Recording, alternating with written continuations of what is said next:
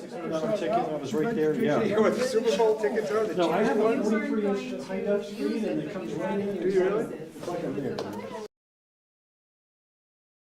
If we could still. That's a big one, though. I don't know, is it No, the 43 is not that big.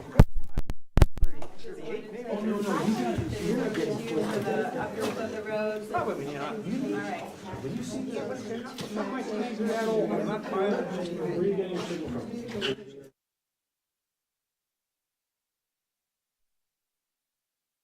No, without covering the rest of the wall, you know. Yeah, I know. I know. Okay, so did you find it? Great idea. I just,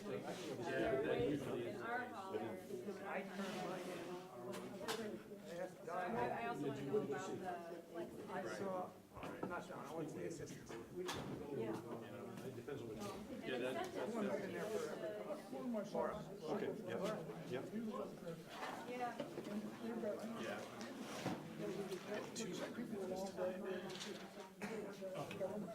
So, No, we don't. I don't think there's anybody.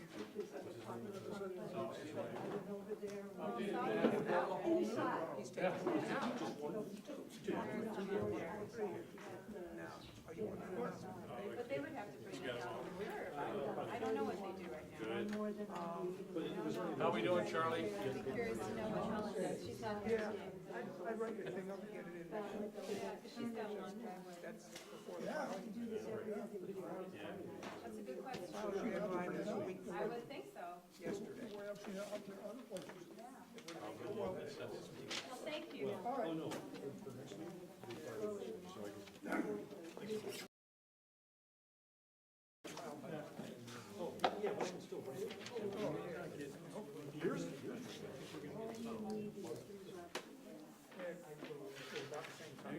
anything is, Hopefully. What's the guy? because it'll just freeze. I'm very curious to know what Davidson and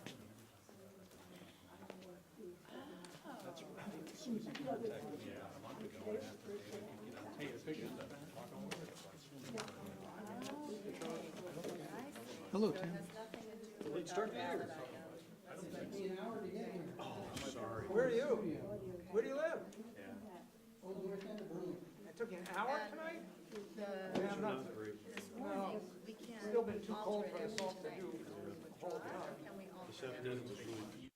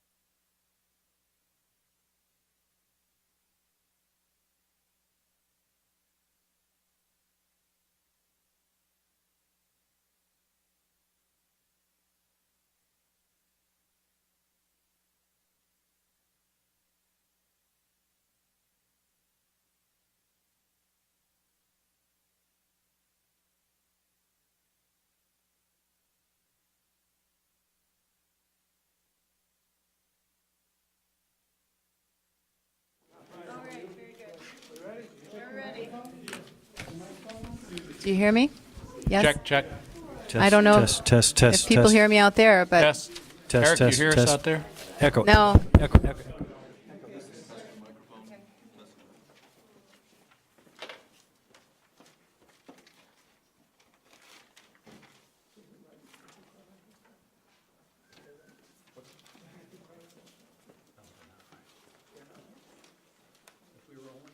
Now do you hear? Is that better? Okay. All right, test, very test. good. So I am calling the City Council meeting of Tuesday, January 22nd, 2019 to order. And we're going to start with the Pledge of Allegiance. And I would like the chair of several of our committees, Peter Taylor, to lead us in the pledge, please. Pledge allegiance to the flag of the United States of America and to the republic for which it stands, one nation, under God, indivisible, with liberty and justice for all. Thank you. And now Kevin Dorn will instruct us on how to leave the building if need be due to an emergency. If we have an emergency this evening, please proceed immediately out of one of these two side doors and gather in the parking lot just to the south.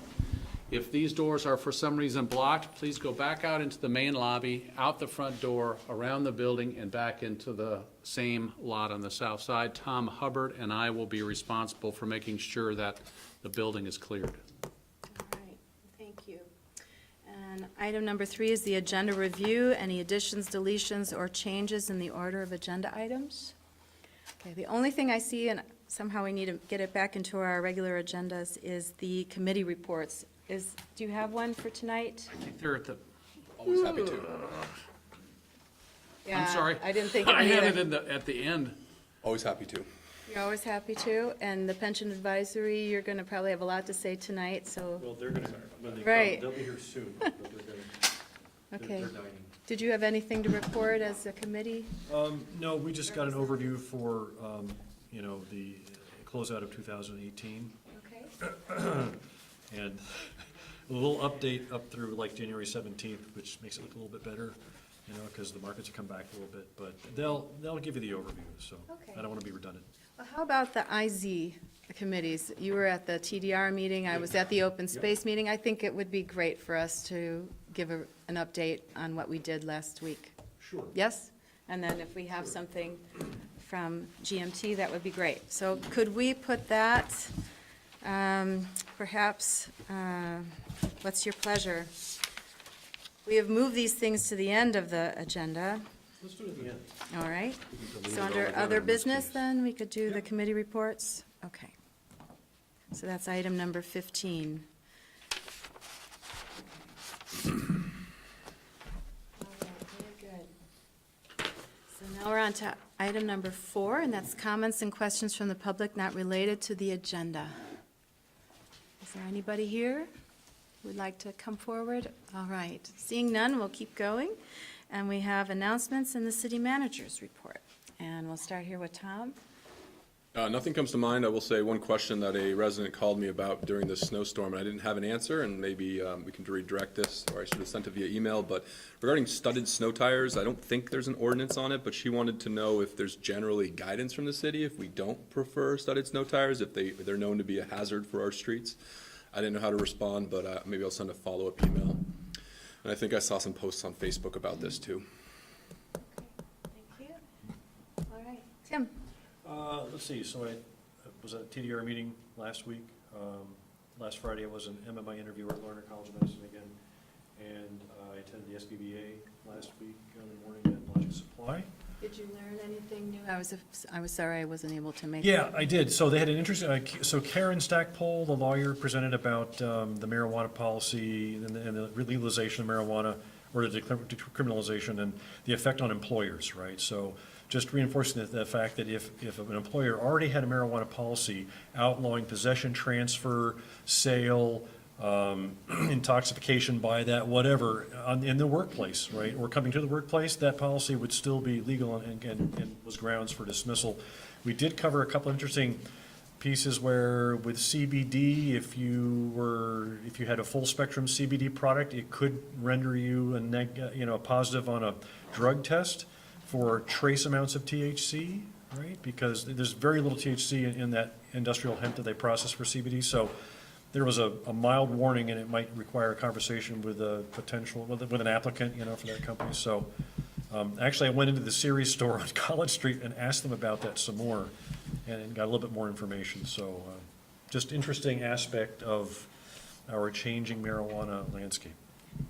I'd seen it was about the mental health initiative. Did you discuss that too? I left before Kevin gave an update on that. I didn't get a tour of the building, which is unfortunate because it's rather cool, and I was on the DRB when we approved that change. All right. Yeah. All right. We'll have to go back. David? Not much I mean, it's only been a week. Not much in the last week. School's cranking up, as you and Tom know all too well.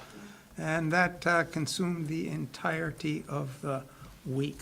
I don't really think there was anything else really at all.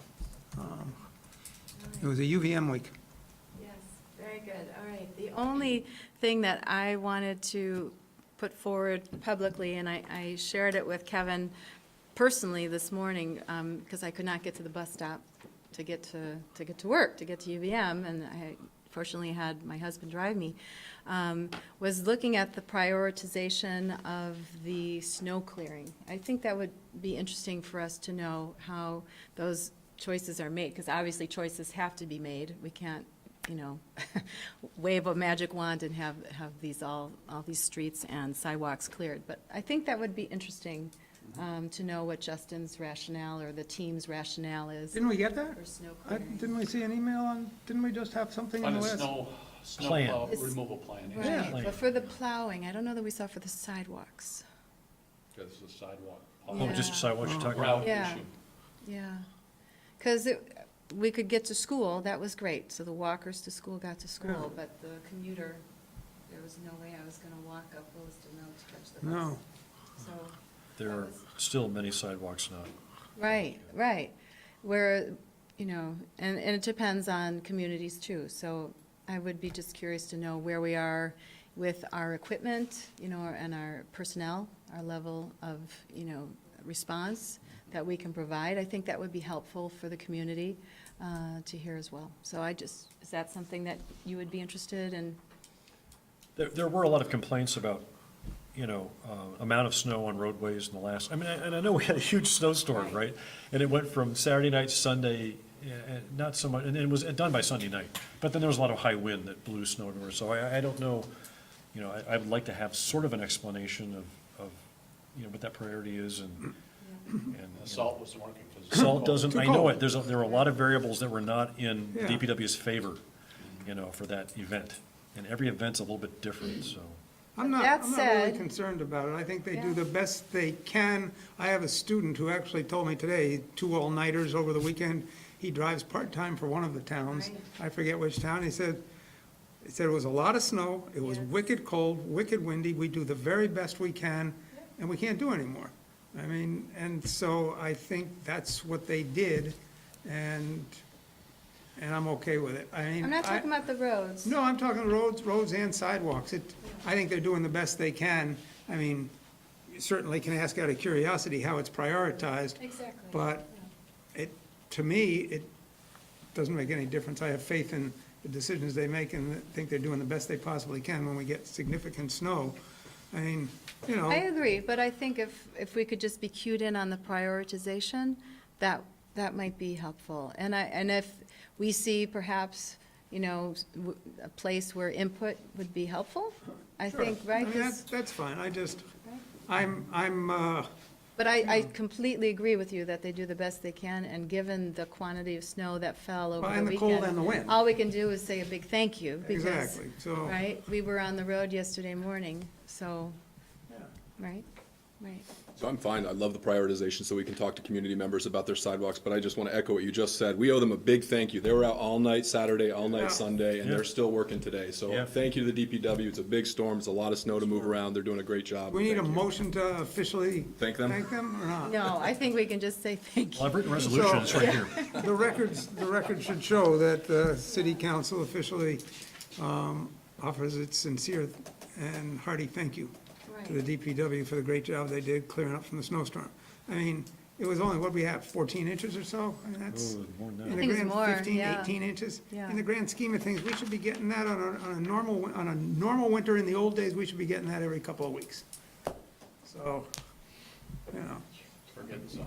to me, yeah, that's exactly it. To me, it's no big deal. I'll get the root structure. We'll have Justin come in and brief you on the root structure, how the roots Yeah. are laid out. Yeah, and For the plows and the sidewalk. And I would be curious, do they only do state routes in our local roads, or do they actually go on to 189 and 89? No, not at all. Okay, I was just curious about that as well. Can I add one other thing for the other business later? I have a couple questions about the financial warrants for Tom later. Sure. Yeah. That'd be great. Under other business? Yeah. Okay. Okay.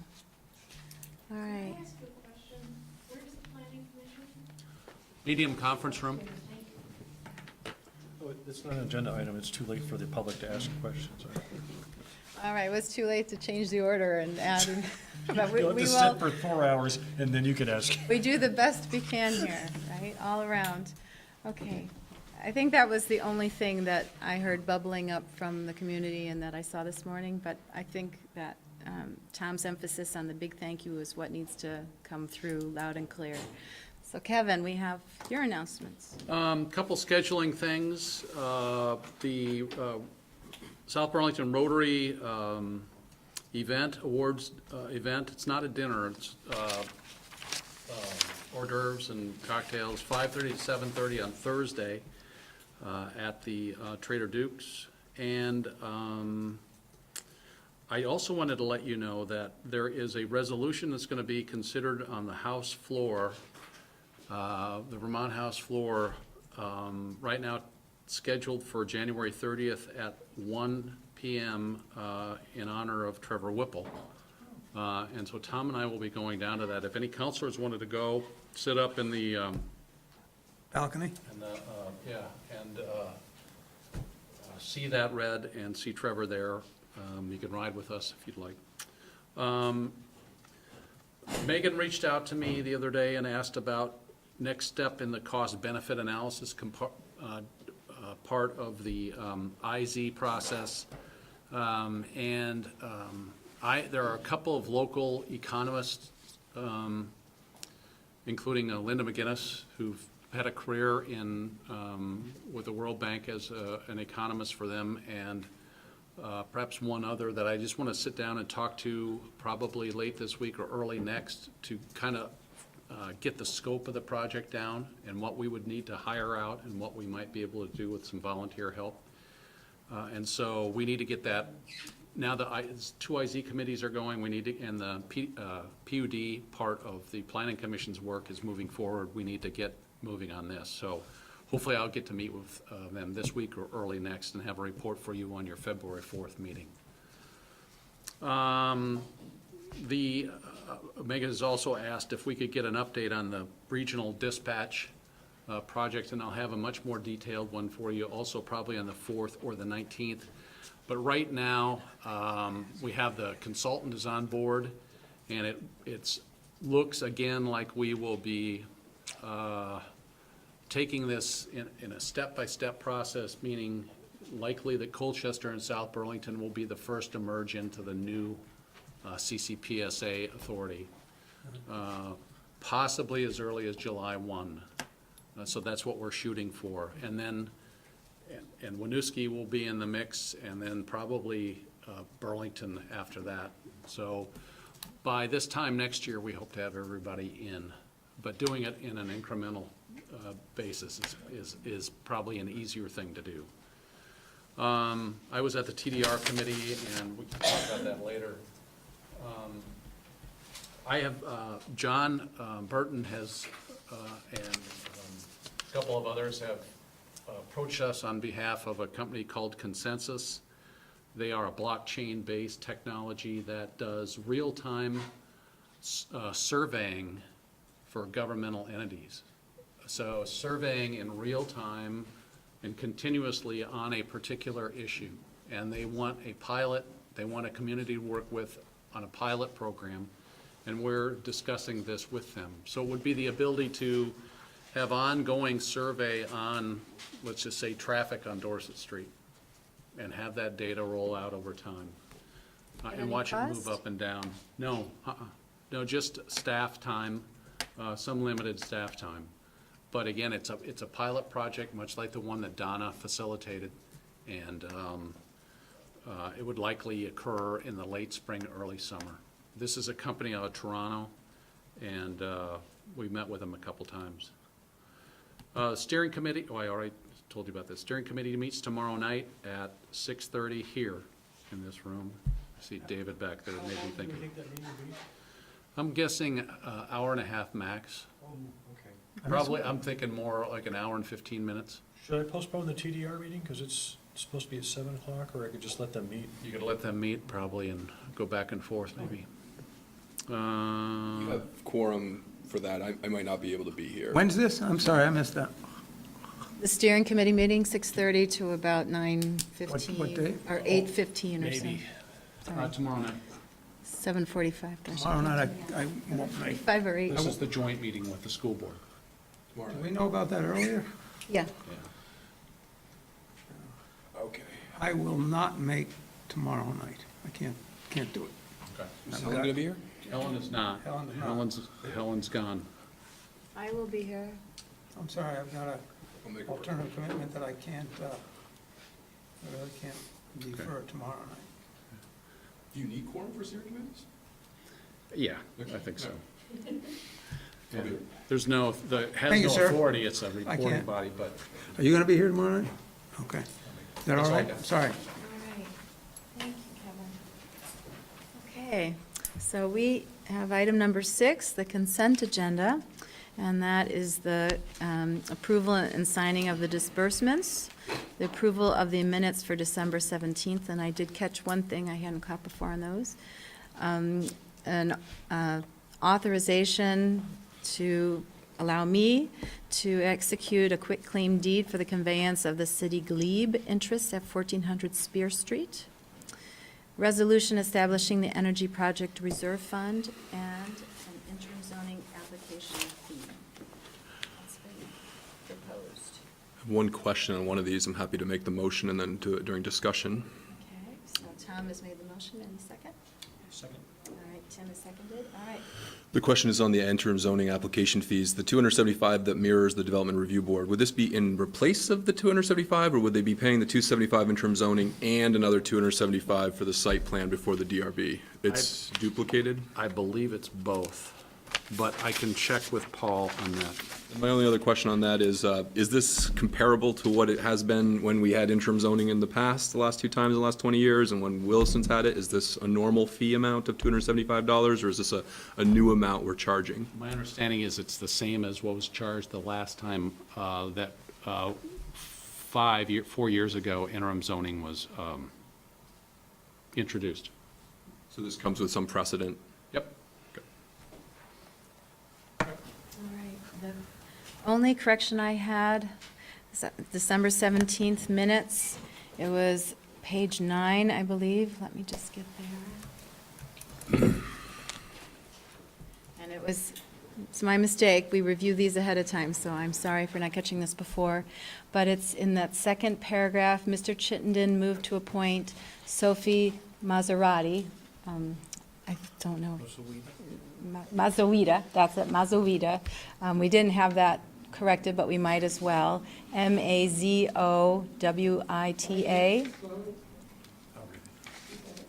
Okay. Alan As. Strong, Vince Bolduc, and Duncan Murdoch. The one person we didn't include there, and Duncan Murdoch, Murdoch. Vince To is the- spelled incorrectly. Oh, yeah, there's an N in Vince.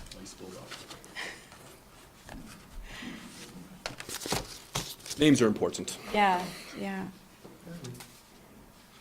Okay, so friendly amendment, I hope, since that's what we moved to approve. All right, any other comments on the consent agenda? All right, all in favor? Aye.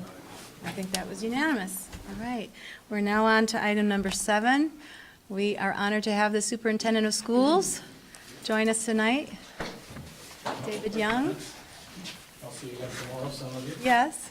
So thanks for having me here on your agenda. I know it's a busy schedule.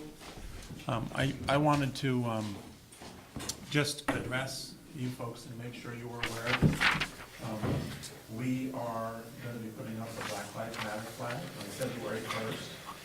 And so I wanted to just make sure that people are aware of some of the important activities. Obviously, every day there's important activities that are happening at our schools, but this is going to happen on February 1st. So just to give you a little bit of the context, anytime there's events happening like this, I think it's important to let kind of our important officials and folks around the community know what we're going to be doing. So if you can imagine, we've got 2,500 students, we've got a lot of staff, but not every staff member necessarily knows what happens at every school. So this year in preparation for this, I've also talked to all of our staff at all 5 schools. In addition, talked to the Rotary, Chief Burke, and also wanted to talk with you folks about what we're doing. Susie Merrick is here with you as well, and I think you have handouts, maybe with just some, or she'll give those to you, for your future reading. And I'm just gonna hit on a couple high points, but as I said earlier, on February 1st, will be the students, with the full support of the South Burlington School District, including unanimous support from the school board, will be raising the Black Lives Matter flag as a symbol of inclusion, especially for students of color. The flag will fly for the month of February this year and the years to come. Also important to note that February is also Black History Month. And this student-led initiative ties to a larger educational work of the school district, including but not limited to. And those of you who obviously been around our schools, we have some pretty important things that we call our ends. So what do we want our students to be able to achieve at the end of their journey with us in preparation for their future? Obviously, one is being academically proficient, possessing the qualities or dispositions as lifelong learners, possessing the skills to grow personally, and finally, being good citizens. And we think that this effort strongly supports that work. In addition, the students have also worked to connect with other constituencies around the community. And we believe that, again, the students raising the Black Lives Matter flag will inspire a greater understanding of racial inequity and steps we may each take to address inequity. We have a lot of information on our website. I think one of the most important pieces, if you are asked in the community, which many of us are asked in many different places, we would ask that you direct them. Again, if you're happy to respond, if someone says, why are they doing that? You can direct them to the website on our site to gain more information. We have a series of FAQs, or frequently asked questions, which we think are really important. And then also, and part of that I think is important, it's the statement of intent from the students, staff, and community members on the Black Lives Matter flag raising committee. And they provided this statement that I think is important, that resonates, and I'll just quickly read it to you. The South Burlington students, with the full support of the South Burlington School District, are raising the Black Lives Matter flag. The flag signifies our commitment to creating a just and equitable and empathetic world. It's a symbol of inclusion, especially for our students of color. Injustice and racism are an ongoing struggle in our nation and our South Burlington community. This continues to traumatize and exclude traditionally marginalized groups. The Black Lives Matter flag movement affirms the value of Black lives in response to the racism that infiltrates every institution in the United States. Our purpose is to engage our school community in hopes that it will leave with a greater understanding of racial inequity, more specifically, its impact throughout Vermont and our country as a whole. The flag will be a reminder that history, including Black history, is not just something of the past. History is constantly being made, and this flag and this movement are part of it. The raising of the Black Lives Matter flag is our kickoff to Black History Month. We intend for it to generate courageous, community-wide conversations about racial inequity and recognize a month of celebration of the achievements of Black Americans and their contributions to our country. So as I said, more information is to be available for anybody who wants it. Again, several folks, obviously, the high school, myself, Susie, this committee, we're happy to answer any questions about that. But the last thing we wanted to do is an event happens like this, we like to make sure that people are informed. And when we are asked, we can direct accordingly to make sure that people can get the information. So, that said, if you have any particular questions, I'll see some of you tomorrow night. We'll talk a little bit about our budget and some of the other things that are going on. So, happy to answer any questions or happy to move on. Thank you. Thanks. I'm That- glad you've taken a decisive action like this, and I appreciate it. And I appreciate the school board's unanimity in supporting it. I know you had some spirited discussions, probably over in the Tuttle Library. I read about some of them in the other paper, and I think you made the right decision. We think that's important too, because that's part of all of us growing. Sometimes different perspectives provide additional value to the work that we're doing. So again, it's important, as you know, you hear a lot of different perspectives yourselves. The summary that you wrote is very helpful. Thank you. Oh, yeah, this is great. That's really This is good. great, yeah. And you're not the first Just- school in just the read state it. to do it, right? Okay, thank you very much. a lot. Have a good rest of the night. Okay. So item number 8, consider and possibly authorize the city manager to enter into a contract related to conducting a feasibility study of consolidated residential trash hauling. Good evening. Justin Rabidou, Director of Public Works. Normally, as you're aware, the award of contracts, particularly ones of this relative dollar amount, show up on consent agenda and we move on. But this is a topic of discussion that has a little bit of history in the county, and we hope it engenders more discussion going forward. So we wanted to have it on the deliberative agenda, more just to have the discussion about what are we doing, and as importantly, what are we not doing? What does this not lock us into? What are the timeframes? What are the questions we're looking to answer? So, and Councilor Chittenden was involved early on in this and was a proponent of us working with the Solid Waste District and the City of Burlington. I'll just do a real bit of quick history. The Solid Waste District has visited this topic a couple times over the past decade. Eventually, largely due to hauler opposition, they never took the next steps. Obviously, they never implemented a consolidated trash hauling. However, they did decide in 2014 that because they had the experience and the expertise, they would serve as a resource to communities that might want to explore this on their own. And I know that we've had this topic unrelated to this specific solution. It comes up every now and then with the council and with the citizens. So what we are proposing tonight is a joint effort between the cities of South Burlington and Burlington. Their Board of Finance and City Council are considering this action at their coming Monday's meeting, as well as with the Solid Waste District. Each agency would be have a fiscal share in this, but we would all have an equal voice. As we know in South Burlington, we don't know the exact numbers in South Burlington. Burlington, they have a better handle on it because they run the recycling program. So all of those haulers register with them. So they know what haulers are in their town. I think anecdotally, we're all aware of the 4 or 5 haulers we see, and we know that multiple haulers will go down the same residential streets into the same neighborhoods multiple times a week. We're not trying to come up with a solution that eliminates choice or is forcing any one particular price model or a la carte model on the residents, but we are asking for residents, does it bring about the best cost? Is it the most environmentally sensitive? Is there a way to reallocate the pie so everyone still gets roughly their equivalent slice that they have, market share that they have today? So I provided with you a memo as a way of indicating that we have notions.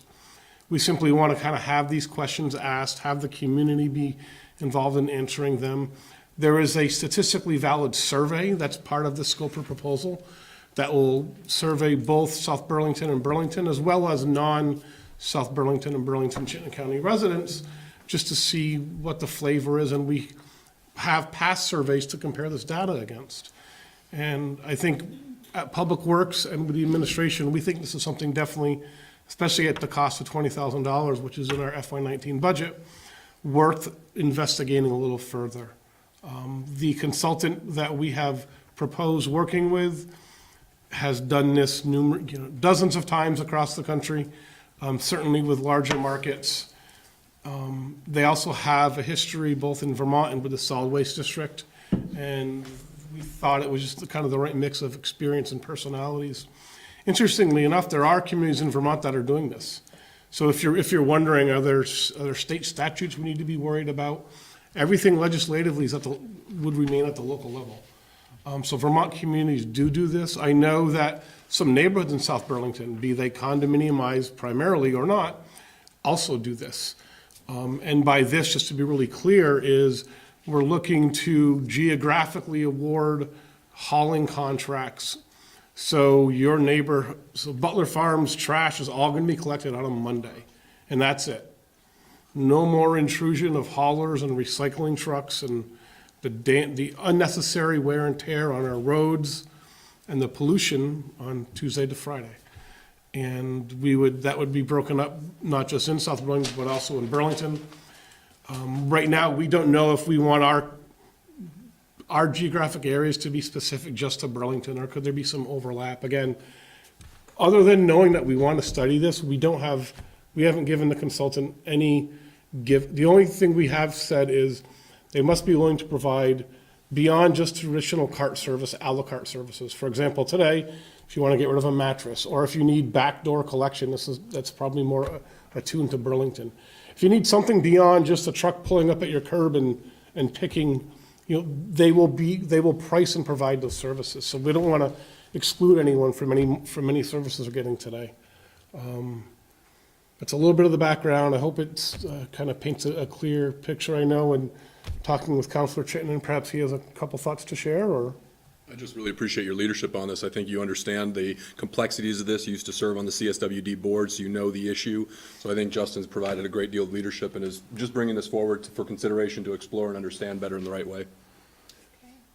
Well, we'll know a lot more how much is this feasibility study going to cost? We're committed to $20,000. Is that our share in Burlington? It's our share. Burlington, as well as the solid waste district.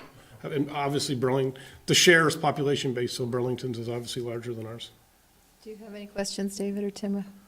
No, it'll be interesting to see what they come up with. There's no doubt that there's waste in the way trash is collected in Chittenden County.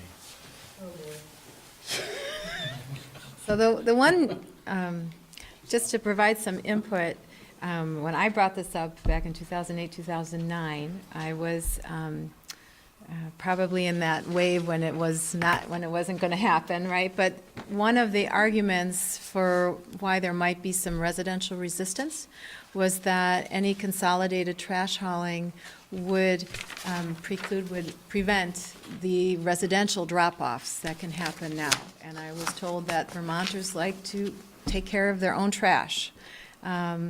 So is this something that would be able to continue, or at least have? We have asked for them to consider an opt-out portion of this. Okay. So I believe our South Burlington's drop-off center off Patchen Road is the healthiest and busiest that the district operates. They have no desire, and Burlington also has a pretty active, they're trying to relocate theirs presently, but they have no desire for these to replicate or eliminate the ability of our residents to continue to doing what they've been doing historically. So you could opt out of this if we were to write it that way, and I don't see why we would not. And when you talk about opt-out, does that include also the taxes that we'd probably be paying? So, yeah, so interesting is, how does this, and I don't know if I put it in my FAQ or not, but who administers the billing of this program? Does the solid waste district? Do us as utility billers do it? We can certainly bill for the collection of municipal waste, just like we can bill for stormwater. It's relatively easy to do. It's just a software situation. Does the hauler do it? So we're going to explore all those alternatives. Also, they have budgeted in time a number of public meetings. So whether we want that to be kind of a standalone on just the topic, or a chat with the council, or at the planning committee, kind of however we choose for the public participation process to go in South Burlington, their proposal is considered of that. The other questions I had with regard to, what opportunities or options exist today, some callers do provide real options, as opposed to once a week pickup, you have once every 2 weeks pickup, or you have smaller, bins and larger recycling bins. There are several options, which I would hope would be considered too. But also, would this go through the same RFP process that we do for anything with regard to city? Yeah, so in terms of how to Maintenance. construct a contract for the actual services? Yeah. Yeah, it's, the term of that contract would probably have to be of some significant length, longer than kind of our standard contract, to ensure people, if companies have to make investments for whatever reason, we don't think they need to, but to ensure them a stable user fee base for years. And then it would be competitively bid, and we could choose to just go with low bidder across the spectrum, or we could choose to say that Emery's Hauling has 400 customers today. We want Emery's Hauling to remain a viable small business. They are to somehow, we can write it in a way that Emery's Hauler gets a geographic area that is comprised of 400 customers. So past attempts at this, back when there was more options, frankly, when there were a lot more smaller haulers, the large haulers rallied the smaller haulers to tell them how much they should be worried about this driving them out of business, and then in subsequent years, they just bought them out anyways. But now there really is no more small hauler compared to what we would consider the small hauler of 10 or 20 years ago. At least not in Burlington, South Burlington. You're more likely to see them in other areas of Chittenden County. So that was one of the main oppositions in the past, was there used to be 9, 10, 11 viable trash haulers in the county, and honestly, today in South Burlington, there are 4. Those were my questions.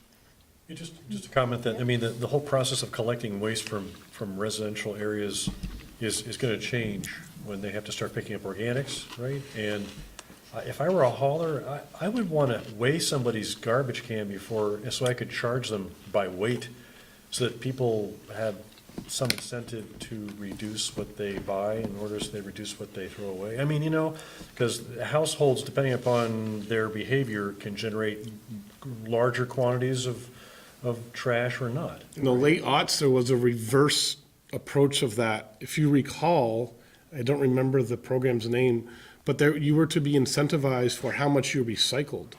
Right. And we got money back for we it. were given, and you could get gift cards at like Hannaford's. So we were given the roll-off containers that had a chip on it. However, due to Burlington's lack of participation in the program, because they did their own recycling, it never got off the ground, but they deployed tens of thousands of these large bins countywide.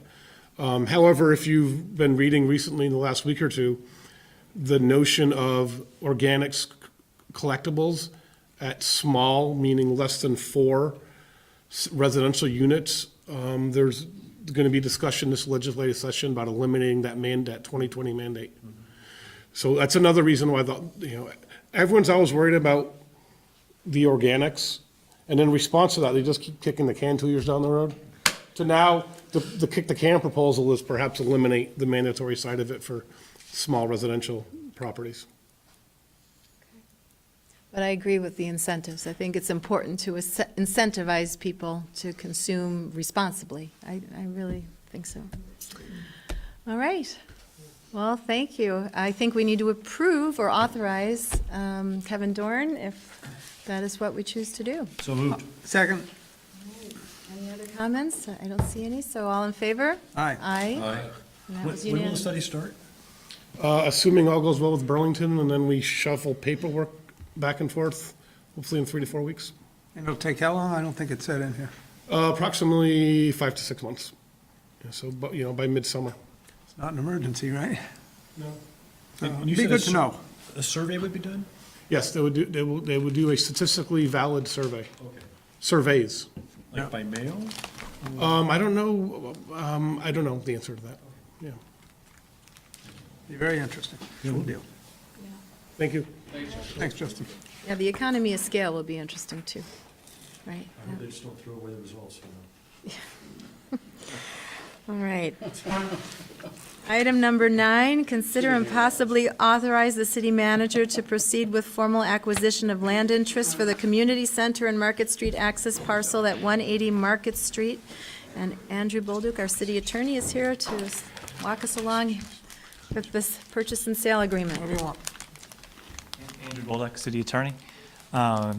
Provided in your packet the purchase and sale agreement that was signed about 18 months ago, or about a little over a year ago, relating to the community center parcel that's going to be known as 180 Market Street. And as you can, if you look through the purchase and sale, there's an option to exercise this during the due diligence period. And what we're asking tonight is to authorize Kevin to move forward with that exercising the option, as well as there's a portion of property that we're going to need for the roadway that we're also going to need from the adjacent property. So this would also be to authorize Kevin to execute and legal agreements necessary to accomplish this land acquisition. All right. Are we ready to move ahead, or are there specific I'll questions? move that we approve the acquisition of the land interest for Community Center and Market Street access parcel at 180 Market Street. So I originally abstained from the library vote, but the voters of this community resoundingly supported this notion, so I'm happy to second this motion. Yahoo! Very good. All right. Any comments or questions? All Well, we right. better approve this, or we can't build a community center, so off we That's go. the point. All right, all those in favor? Aye. Aye. And I believe that, was there a nay? There was nay. All right, one nay. You all voted for it, and it I was was a waiting to pretty hear what you were resounding vote, and I didn't want So- to derail it, so To the rescue. go library. For Helen, we're going to have to call the pilot and turn her plane around. Okay. Thanks, Andrew. Very good, thank you, Andrew. All right, number 10, the final public hearing on the Vermont Community Development Program's $525,000 grant to support the construction of the Allard Square building by Cathedral Square. And we have Cindy Cindy here. Rita's here. Yeah. So this is just the public hearing that's necessary. I think we're going to just go ahead and move to enter a public hearing, and you can tell us about all the successes thus far, or anything that we need to know. So moved. Second. All right, all those in favor of entering into public hearing? Aye. Aye, that was unanimous. All right, Cindy. Great, thank you. I'm Cindy Reed. I'm the Director of Development at Cathedral Square, and we really appreciate the city's leadership on applying for the VCDP grant. And we were fully occupied before we opened the doors. And I think that you've all gotten a chance to tour the property. If you haven't, give me a call. I'd be happy to show you. We're getting programs up and running, Tai Chi, chair yoga, all kinds of wellness programs. The school kids have been over to connect. So it's just really fabulous new community, and we're really excited to be open, and really appreciate the VCDP support. So unless there's any questions or comments, Any kinks in the building? well, there's always kinks in new buildings. We're working out some HVAC issues. Primarily, they're with our office space, which is actually better than having the residents deal with it. So we're working on that with our mechanical engineer and balancer and all that good stuff. Working through some more punch. We did have an issue with the planning and zoning certificate of occupancy, and we're going through the process. So basically, in the T5 district, I'll just do a really short overview since you asked. In the T5 district, there's a piece in the code that talks about the number of doors that need to be on Market Street, which we've designed to that criteria. And then there's something that talks about public entrance. And so the CO was denied because we don't keep our doors unlocked, because it's a secure facility. So it's a situation where public safety is bumping against the code requirement around design. So we feel that we should be able to have a secure facility, because that's what we do in all of our properties. So we're working through the process. We have a appeal into DRB. So that's one hiccup that I have confidence we'll work through, but since you asked, I'll let you know that. Same issue came up with the proposed hotel. I read that. Yep. And so when I was at that meeting, they talked about the ability of the person at the desk buzzing people in through the street door at night hours, or the person using their personal card to get in. I don't remember the exact resolution. I don't know if that application went to another meeting or not, but that kind of discussion occurred, so it was a very similar situation. Right, so that might be helpful when the DRB goes to hear this case and look at what kind of precedence there is. So that's one hiccup. But other than that, we're working through design issues with the site plan for the city's building. We're very excited about the library. It's going to be a great neighbor for our residents, and so those are our highlights. I think the Any- building looks great. We've got a lot of compliments on the beehive that Conant designed and installed. Well, it is really the focal point when you enter Market Street, so. Right. Yeah. So we did receive 8 applications for every apartment, and at that building, we're serving from extremely low-income seniors below 30% of median up to 120% of area median income. So it's truly a mixed-income property, and we saw a high demand for each kind of apartment we had. So it's truly mixed income from formerly homeless to well-resourced. So it feels like a really great way to deliver healthy housing community, and we see a tremendous need, and so we look forward to developing more housing in South Burlington. Very good. When do you start your next one? Well, we're starting the next one in Burlington, at the former Cambrian Rise development, at the current Cambrian Rise development. So Isn't there more acreage in Market Street, Vine Street? there is, we sort of have to spread Okay. the investment around. But let us know as there's opportunities. We're also working to help the receiver of the Pillsbury Group. And thank you for your support in that, Kevin. And so that's a complicated situation, and we're doing our best to help the current receiver to keep those communities stable and operating I see. and getting them. There's been new Strengthened. media reports about that. Are things stable there now? There's going to be a court decision issued this week, hopefully this week, about temporary versus permanent receivership and sort of what the status is there. So a lot to be worked out. It's just up to the court, and we've just said as an organization that we're willing to be helpful where we can. So currently, we're working as a contractor to Primer Piper, who's the receiver. And stay tuned, we're not sure what will happen, but it's 250 residents in 4 communities, so it's a really significant situation. Oh, it's the 4 communities. It There's wasn't 4 just communities, the 2 3 that. in South Burlington and then 1 in St. Albans. And there's a combination of independent living and licensed residential care. So a lot of vulnerable folks. So hopefully, we're hoping for the best for those communities. So thank you for your support in many ways for the Allard Square property, the Affordable Housing Committee, the Housing Trust Fund, the Form-Based Code, applying the VCDP grant, all of those ways the city really has such an important impact on creating affordable communities, because we just need more affordable housing. I mean, this government shutdown really highlights how many people in this country are one paycheck away from losing their housing. It's quite staggering. So, thank you. This is an opportunity for any members of the public who wanted to say anything or ask any questions.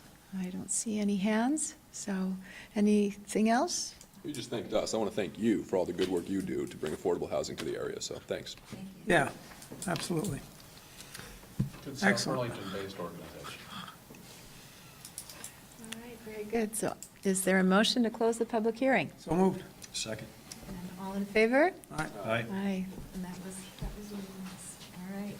Thank you. Thanks. Thank you. Cindy. Thank you. Yes, yes. All right. Item 11, presentation of fiscal year 18 pension valuation. And we have Eric Shate, who's here. Yes, hi. Welcome. I think that's the first time you've come before us in this chamber anyway, right? Yeah, this is my first time Yeah. doing this. Point of clarity on the last item, did we have to vote on anything, or was it just a public hearing? Public hearings required by the program.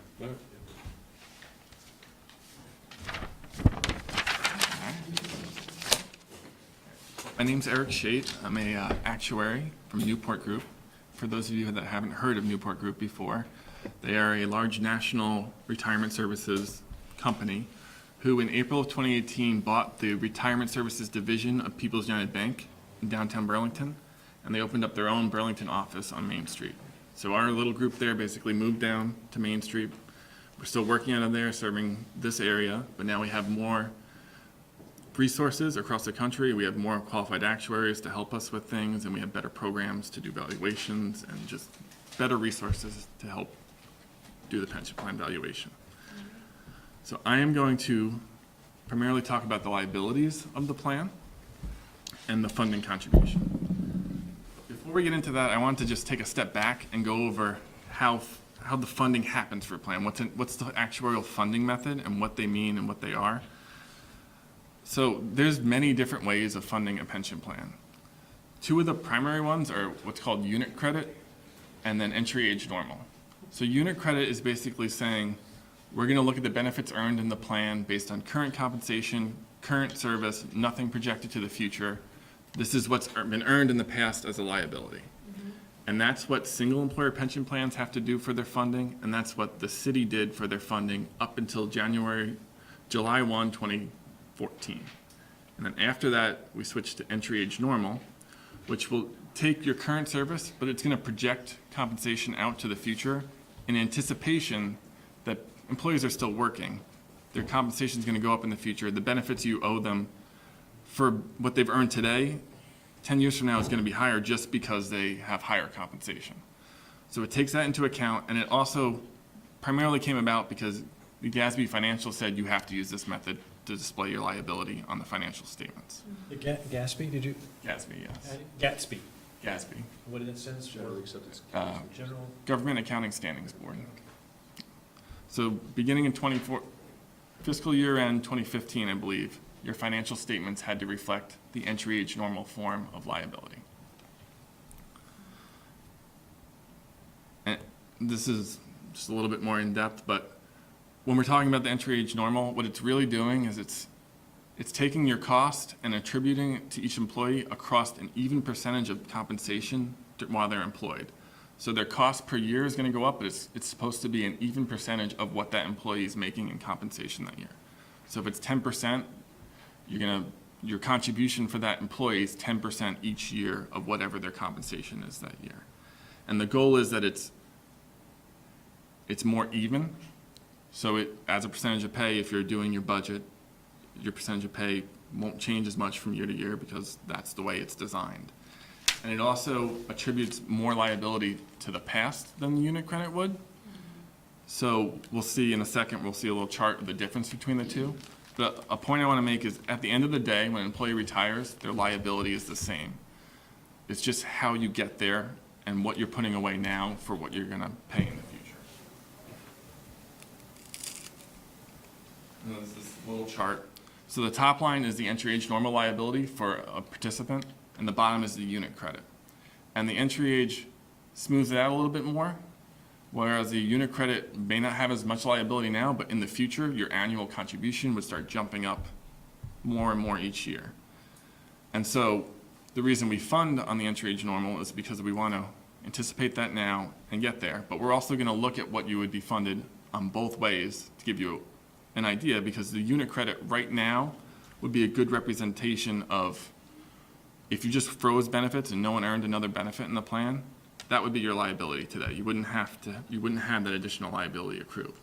But we look at both because we want to fund towards what you're going to eventually have to fund.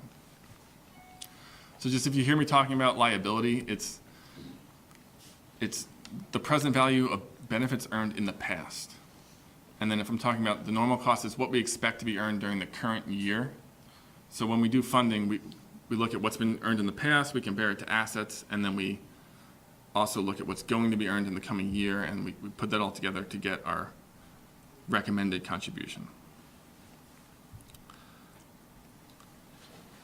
So I've kind of covered this. Some of the reasons that we made the switch to entry age normal was because it's less volatile, because GASB had to do it and we didn't want to be having two different liabilities. So we didn't want to be showing your financial statements with one liability and your funding on another.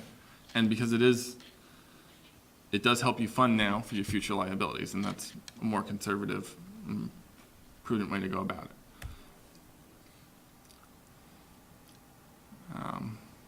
Kind of talked about this, so let's jump into the contribution. So just in general, your funding policy, what you've generally contributed to the plan as a contribution each year, is we take your past liabilities, we compare it to your assets, and if you have unfunded liabilities, we make an amortization payment on that based on a 20-year amortization period. And then in addition to that, the contribution would include benefits expected to be earned during the coming year. So we're paying what's being earned now, and we're making a payment towards anything that's earned in the past. And then there's a little bit of interest because this is done as of July 1, 2018, and the payment goes in at a later date. So we take that into account. Employees also fund a portion of this. We'll see a little graphic in a second. But this is just the city's contribution. So when we calculate the recommended contribution, we do use what's called the actuarial value of assets. It's a smooth value. We'll see that in a couple slides. This year, it's very close to the market value of assets. So these two contributions would be almost the same thing. But at the top here, we have current recommended contribution. The bottom is last year's. We show the 10 and the 20 year just so you could see what the difference would be if you paid down the amortization payment over 20 or 10 years. So right now, the recommended contribution is $1,384,000 compared to on the 20-year amortization compared to last year of $1,246,000.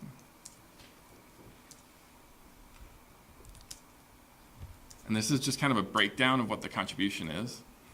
So the city portion, which is the 1.3 million that we just saw, 630,000 of that is for benefits being earned in the year.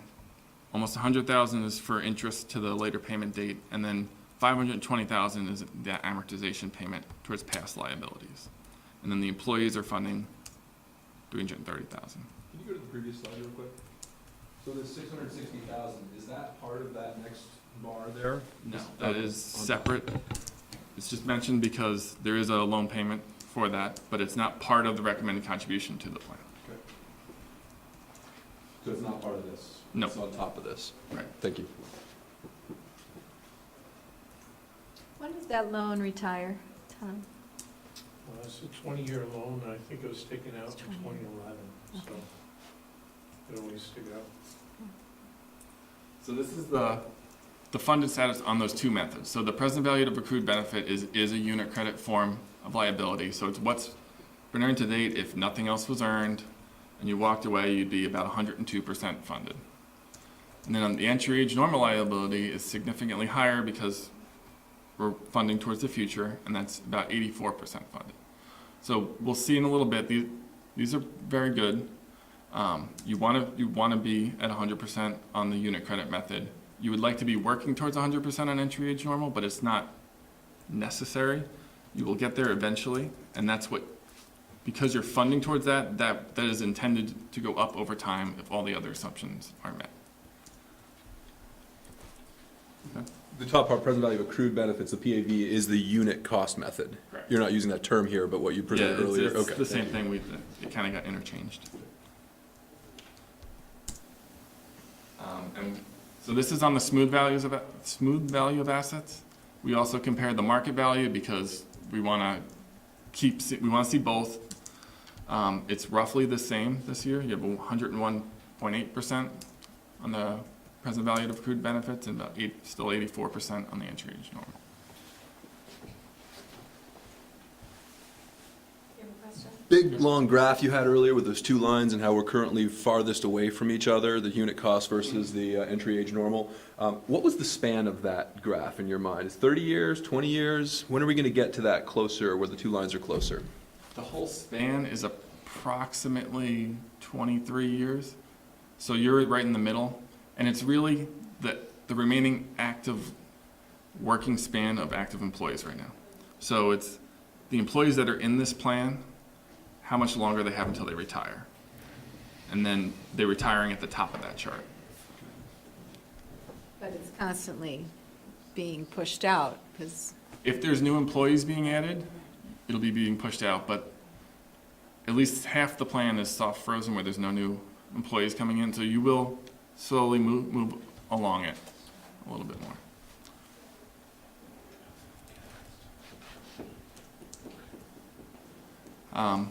So just year over year from last year, the actual return on assets was a little bit greater than the assumed return, so that's a small net gain.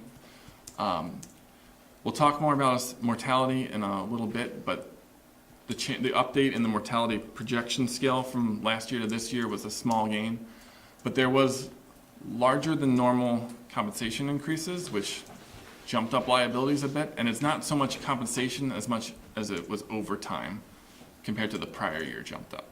So the prior year overtime was kind of low, and then this year jumped up a lot, and that led to a large increase in compensation, which increases the liability.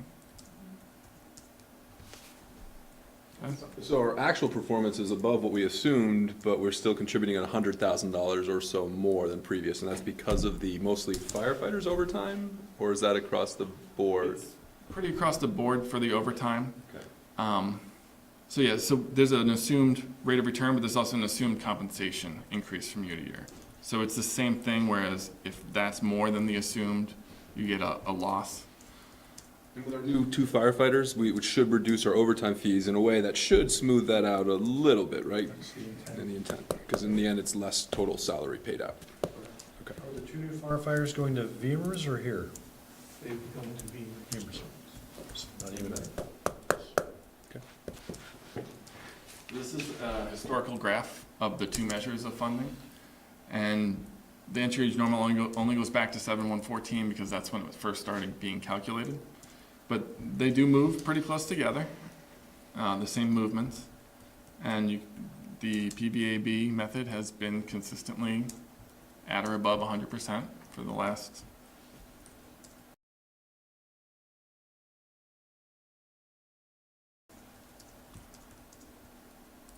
And this is just some comparison to other entities.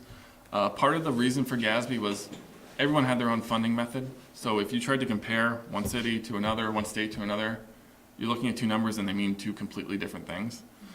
So that's why all these are on entry age normal. The city of South Burlington, 84%. The average plan as of June 30, 2017 was approximately 71%. June 30, 18, I would expect to be a little higher than that, but it wasn't available when I put this together. Beamers is at 83%, and the reason these discount rates are there is because different discount rates get different liabilities just because the discount rate is different. So Beamers is using 7.5, you're using 7.25. So if you were also using 7.5, your funded ratio would be higher. It'd be about 86, 80 to 88%. So it's on there to kind of display that their discount rates are higher and their funded percentages are lower.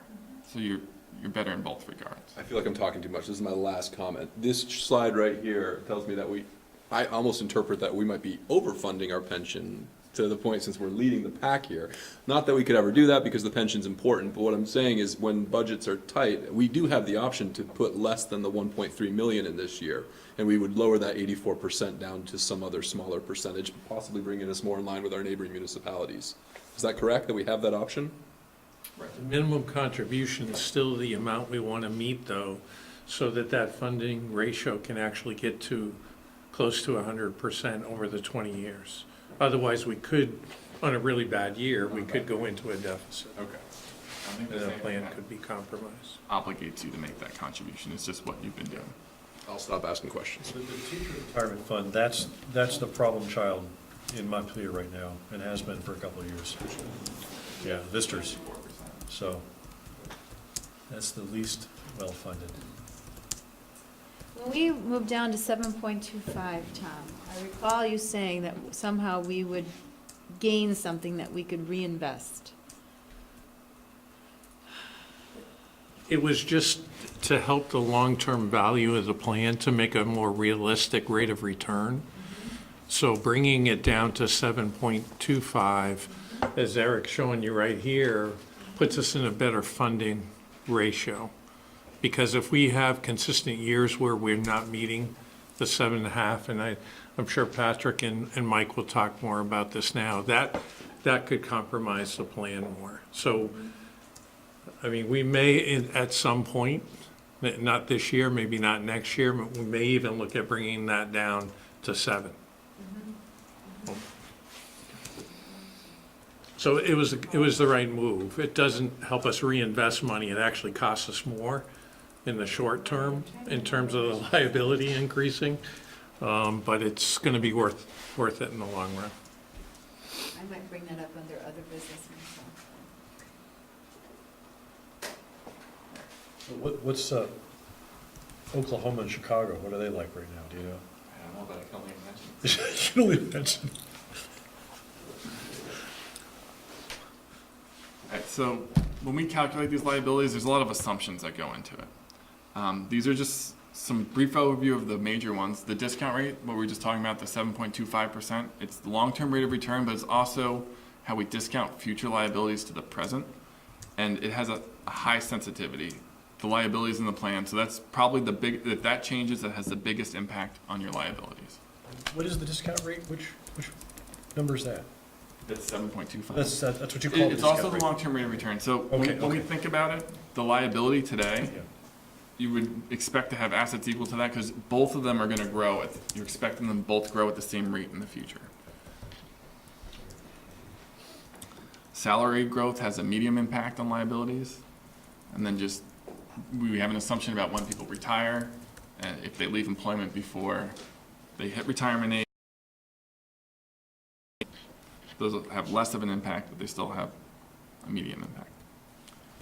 So we're not going to go too in-depth, but the mortality assumption uses a standardized mortality table, but every year there's an updated projection scale to those mortality tables. And that projection scale is saying, in the future, we expect mortality to improve. So someone who's 70 today compared to someone who's 70 20 years from now is not going to have the same rate of mortality.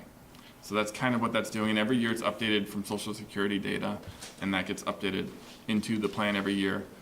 Since the last 3 years, it's been slight gain. So it was originally too much improvement, and now that's come down a bit. So it's a benefit to the plan.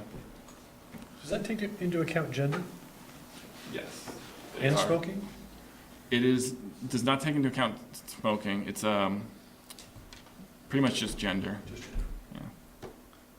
You're saying we're expecting people to live I'm sorry, I said I wouldn't talk anymore. But we're expecting shorter lifespans, slightly.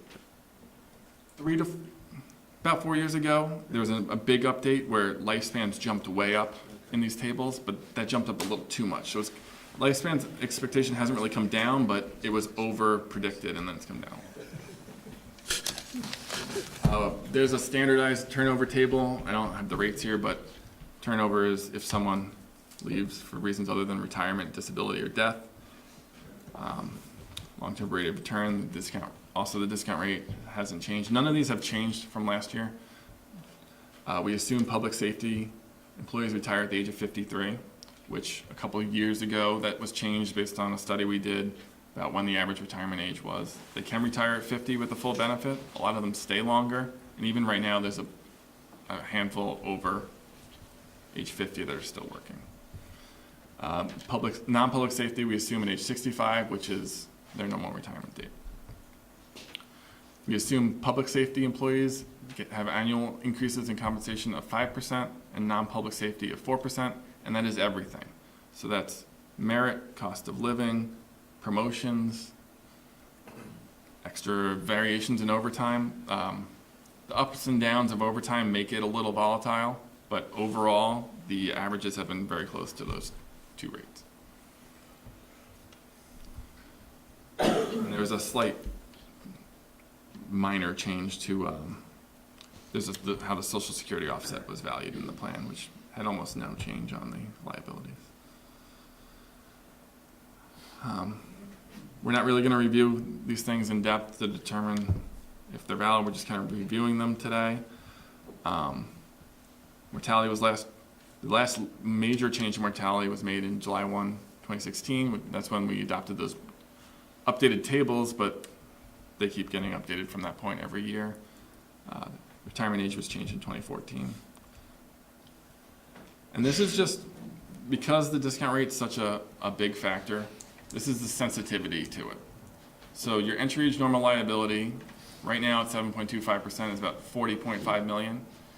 A swing in that to 8.25% would lower your liabilities by, what is that, 4.4 million? And then the other way would have the opposite effect.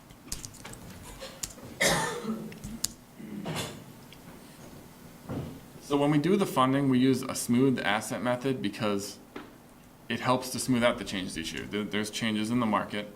And long term, it gets you to the same point. It's just each year you don't want your contribution jumping up or jumping down. So what we do is we take the assumed return and we smooth it with the actual return. And that's how we get, I'm not going to go into each step, but this is a graph. This was first adopted 3 years ago. And from 2015 to 2016, the smooth value is on top. You can see it kind of smoothed it out, but they've come back together.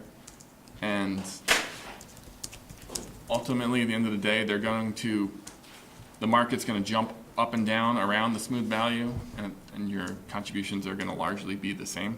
It's just they're more fluid over time.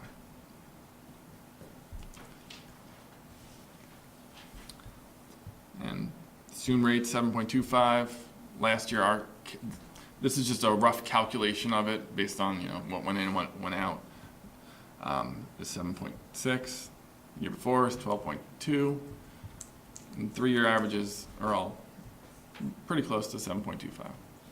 But when if you do look at the long-term rate of return, you're looking at the future more than the past. So these are items for reference, but if you're to ever lower it or decide to keep it the same, you'd want to look at capital market assumptions and what's projected to happen in the future, more so than what's happened in the past.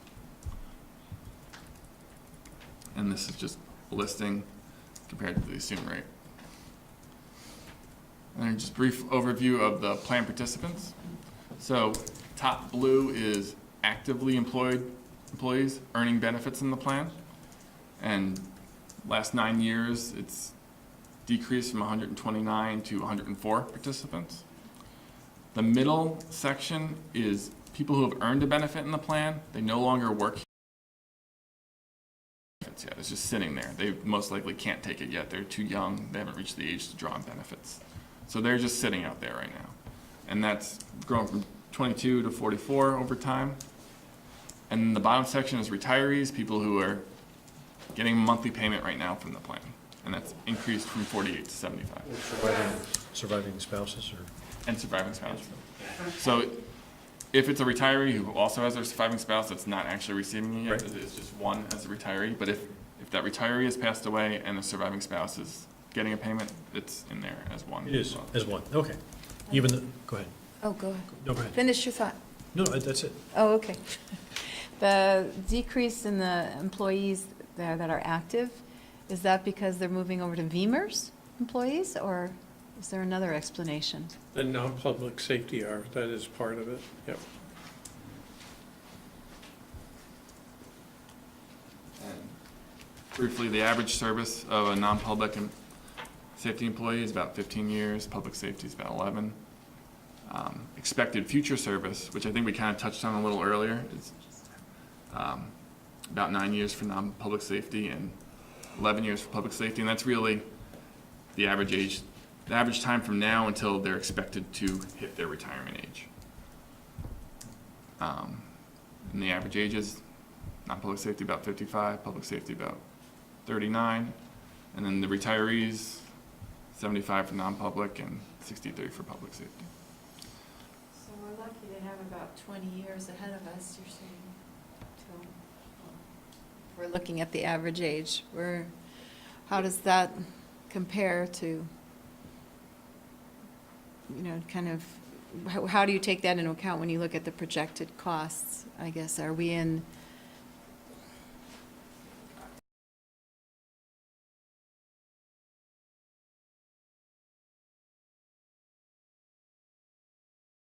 years until employees are expected to, current employees are expected to reach their retirement age. Doesn't count for new employees. Right.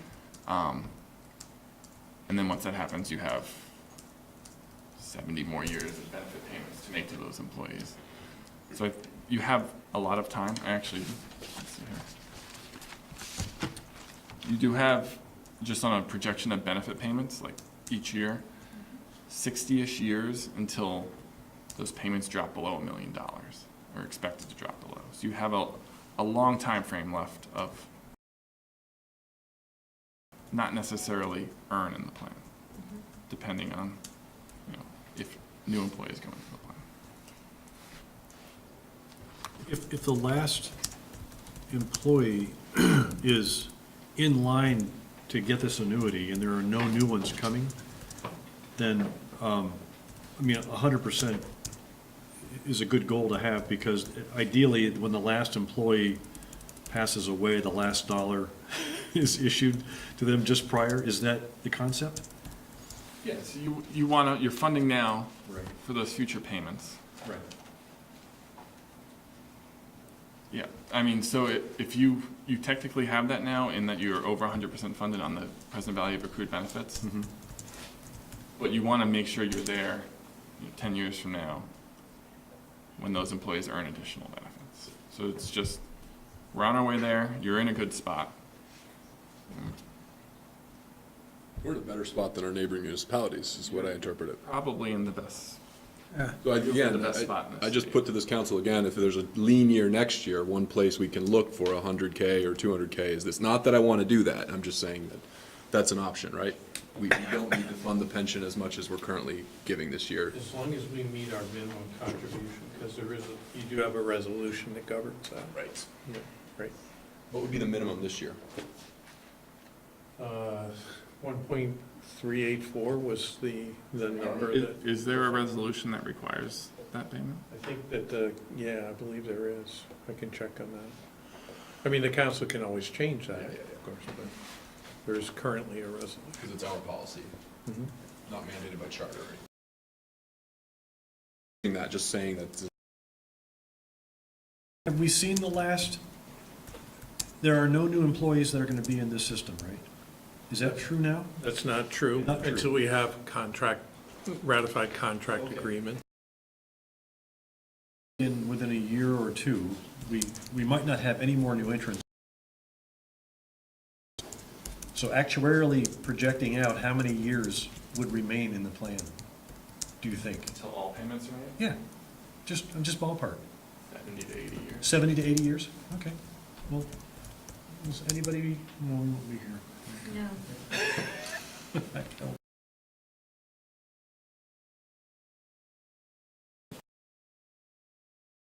Curious, about how many years that is, and I figured that's the person that would know best.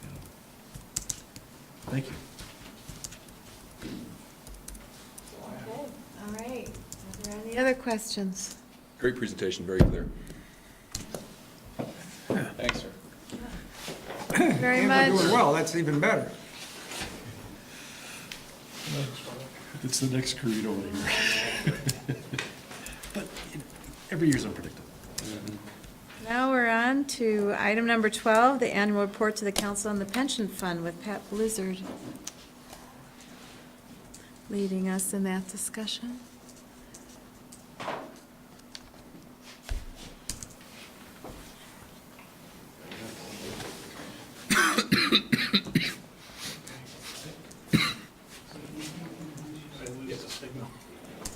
How's everyone doing tonight? Thank you for having us here. My name is Pat Blizzard. You've seen me several times, and my associate Mike Burke.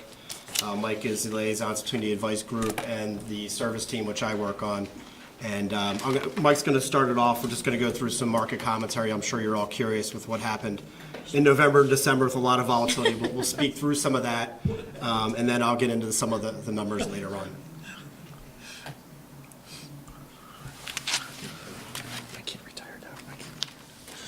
Shouldn't. I've skimmed through all of that. There's no rocket science here. Well, good evening, everybody. Thank you for your time today. And we'll keep our comments reasonably brief. We won't take too much time. As you all know, there's been quite a bit of volatility in the marketplace. A lot of the numbers that are reported in our update are through the end of December.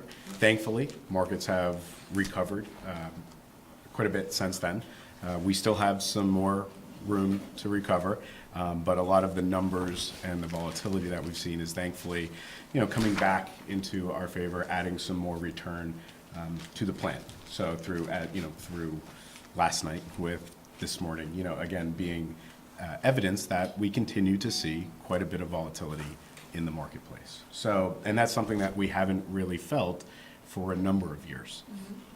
Page 6 and 7, which I will speak to very briefly, really just highlight when you look across many different corners of a well-diversified portfolio across stocks, both in the United States, large cap, small cap, international stocks, areas like commodities. It was a very difficult road no matter where you were invested. There was really no place to be fully immune to the volatility that we saw, particularly during the fourth quarter, but when you include what we saw in February of 2018, a pretty choppy year. When we extend this to page 7 and you see it in the bond market, you can really see what historically at times can sometimes show you some positive returns in areas like treasuries as investors really seek safety. Some broader, more credit-oriented areas like high-yield bonds, emerging market debt, really added to some of the negative returns that we saw. Something interesting is at the very bottom of this list, the Bloomberg Barclays US Ag. That's basically the broad investment market for investment grade fixed income in the US. The Barclays Ag usually is fairly positive in times of stress as investors kind of flock to safe haven assets like treasuries. But as interest rates rose during 2018 with the Federal Reserve hiking, and we saw a gradual kind of climb in interest rates, that resulted in a very flat experience. So when you think about a well-diversified portfolio, you saw negative return coming from many different areas. It wasn't just a single source of negative return dominating the experience that you see in the numbers. I won't spend too much time diving into each particular market, but I think it's worth spending a little bit of time on page 12 and 13 for the group. One is really just talking through this notion of diversification, this very colorful, very detailed chart that you see here really just highlights primary asset class returns over any given calendar year. And we call this kind of this return quilt. And then the important takeaway is many things that we looked at in 2018 that were very, very poor performers, like international equities, for instance. We often get a lot of questions like, what's the role that that's playing in my portfolio? And we use this to remind investors that over time, as early as just simply last year or 2017, that was an area that was returning 37, 25%. So when we think about strategically investing money for a pension plan, it's very important to us that we strategically build this by portfolio that's very well diversified across all of these asset classes. And we, as a kind of fiduciary partner, are really not going to try to time this market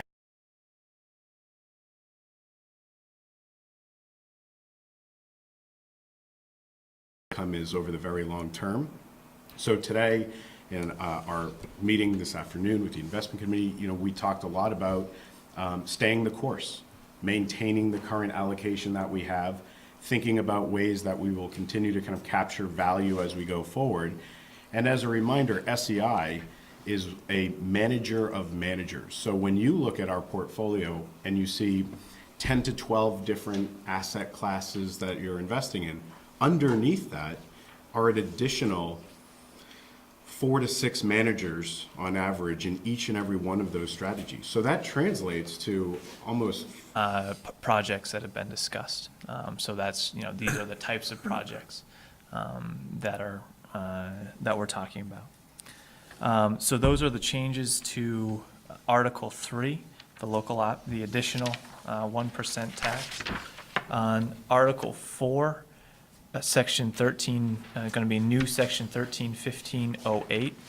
I actually made some additional edits since the ballot went out based on information received on the amount of money that could be generated from rental sales tax in the city. And I don't know, Kevin, if you want to touch on that at all. Yeah. So before you, you have the version that Andrew is talking about in your packet on your desk.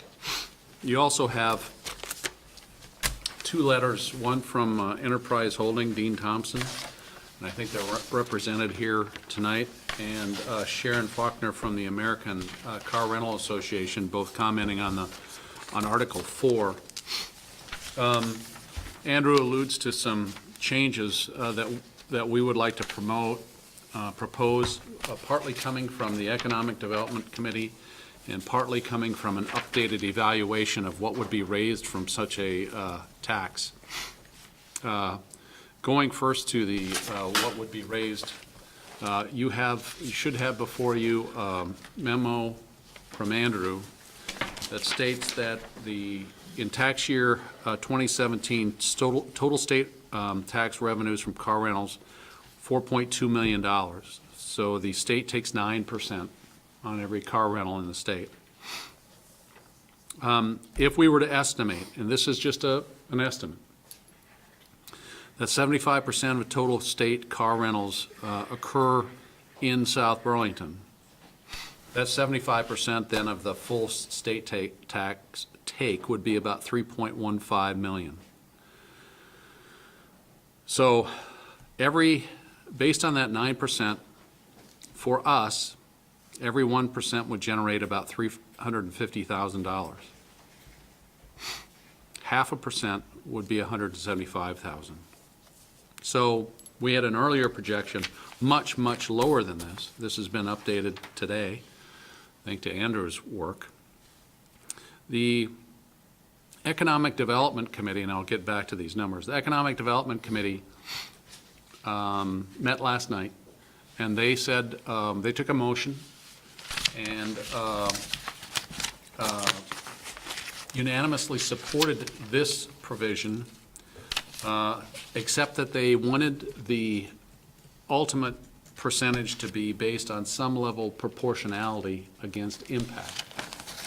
So the Economic Development Committee feels that there is an impact on our roads and on our public safety resources through the lease of rental cars in our community, but that the ultimate tax burden borne by those customers should be roughly proportional to what the impact is. So at 0.5%, it's $175,000, and that would be reflective of the impact on roads, other infrastructure, and our public safety associated with servicing those folks. So to be consistent with what the Economic Development Committee is recommending, we're proposing that the number in the rental car, Article 4, be reduced to up to 1% as a target, and our recommendation is that it be set at, ultimately be set by the City Council at 0.5%.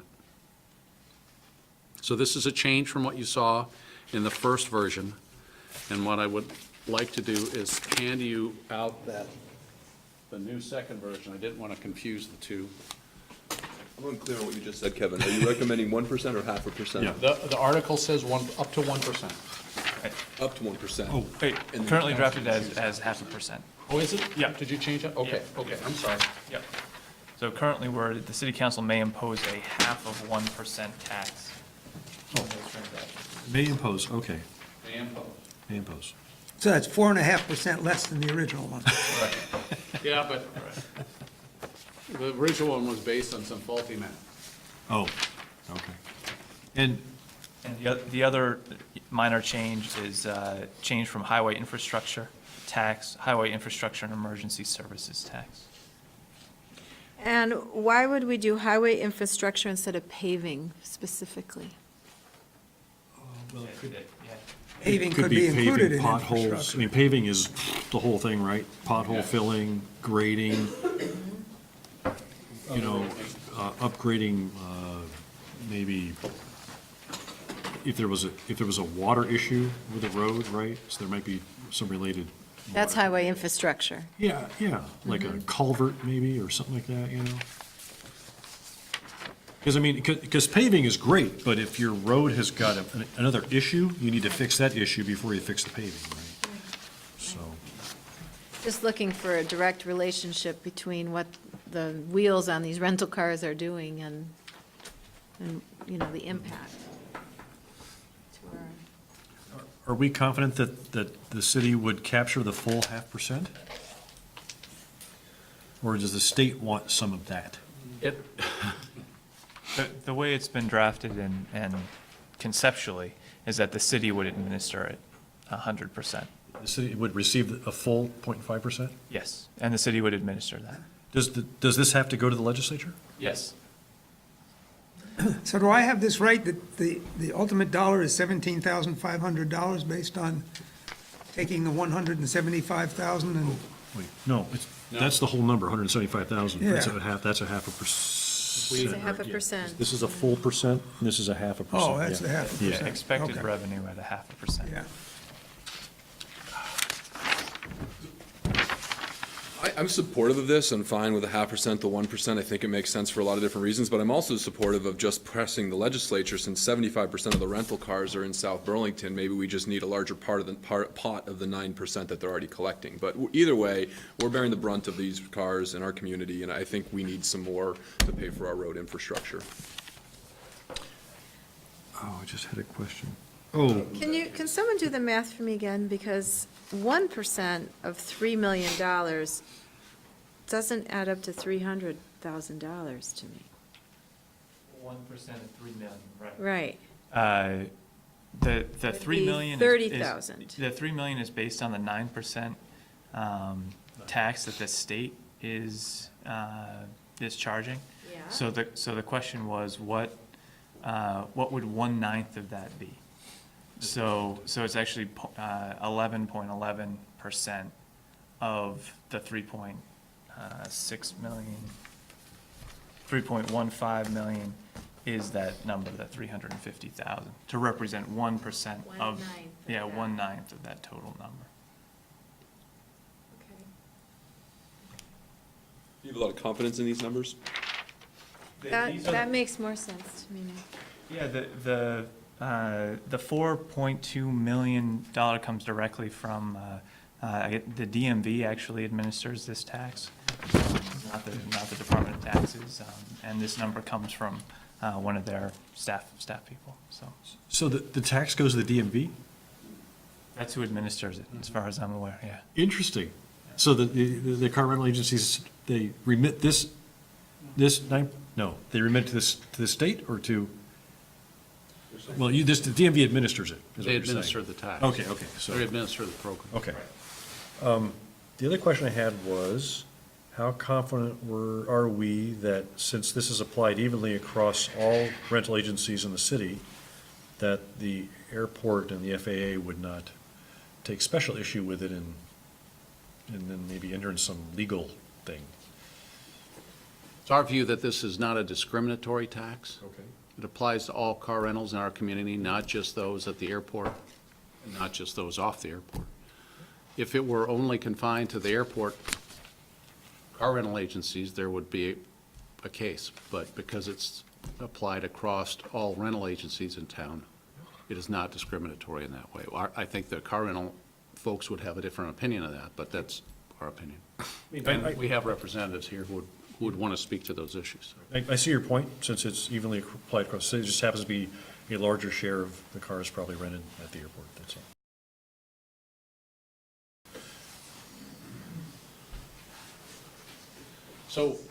So there are two.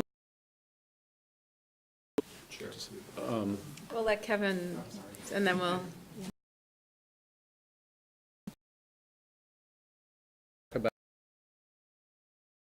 local option tax. Would you like to proceed? Because there are people here who want to speak to the rental car issue. If they want to speak to that issue and there's nobody that wants to speak to the local option tax, Oh, I think there will be people oh, for that okay, too. then it doesn't matter which order, which, I don't want to hold people here if we can expedite it. Well, Doesn't matter to me. Let's hear from the rental people. okay, let's see, Yeah. I think Yeah, I just taking have one to at a step time, out. was that, Mr. Morway, were you, if you could come up and identify yourself? I'm sorry, Quick question. Yeah. Is it just cars or rental trucks? Cars. Just Cars. cars. Okay, thank you. Okay. Are there, yes.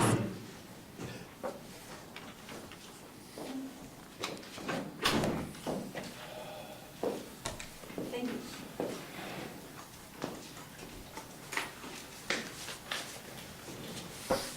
This is sort of like coming home, even though I now live in Williston. I was in South Burlington for 45 years, so it's, and was on the school board at one time here, so coming to meetings in South Burlington is sort of normal. I'm Jeanne Kennedy, and I represent Enterprise Rent-A-Car as a lobbyist in Montpelier. I have a number of clients.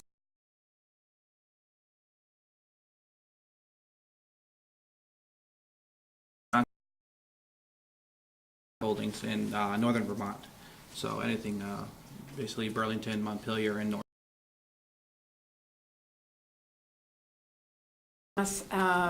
That I think you all have it, that Dean Thompson last week. And there are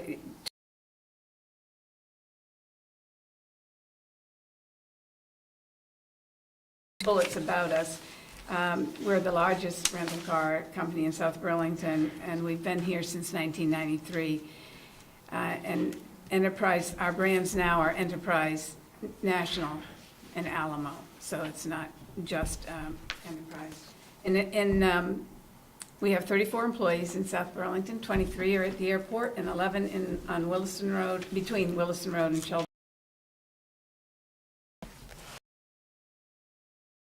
40%, but that means off the airport, 83%. So typically, the Vermonters, for two reasons, majority of which are replacement vehicles. They're vehicles in the shop. So either their insurance is paying for it, or it's going through a dealership or some sort of replacement vehicle. So it's actually essentially replacing their vehicle, which would normally be on the road. And then also people renting for work purposes. So you have to travel on a work trip, then you're traveling with a rental car versus your personal car. So that's the vast majority of it, and majority of those are replacement vehicles, so people who are involved in some sort of accident or a mechanical issue with their vehicles. Unfortunately, I had one of those about 3 years ago and had a car for 40 days because of a bad accident that I was in. At the same time, I was a lot smaller tonight, a few minutes ago. But it's not, we disagree. Legal points made about it is that language that's in the letter cannot be imposed unless wholly utilized for airport or air. So we really are imposing such a tax on the airport portion of the business would be against the law. Well, the state 9%, that's applied across. It was a federal law passed in 2018, I believe. That are relevant here, but Oh, and lawyers will battle that, is my understanding. It's in two different funds at the airport. One is for a facility that's being built at the airport for airport maintenance. It does not go to the city of Burlington. And that's only applied at the airport rent port. If they choose to go there. So in a world where the city of South Burlington, if we own, so they're collected by the airport and the roads are used by the rental cars. I can run that question by them at Enterprise. And I know, having felt financial difficulty for the particular case, we do the tax, you know, I think you might think that legally it should not be imposed. Our roads are some of the most, including Vermonters who travel on our locality, and so there is, I see some tax in order to have the cost, and those are cars, right? Car drivers, so, you know, kind of obvious costs covered by the use of the roads.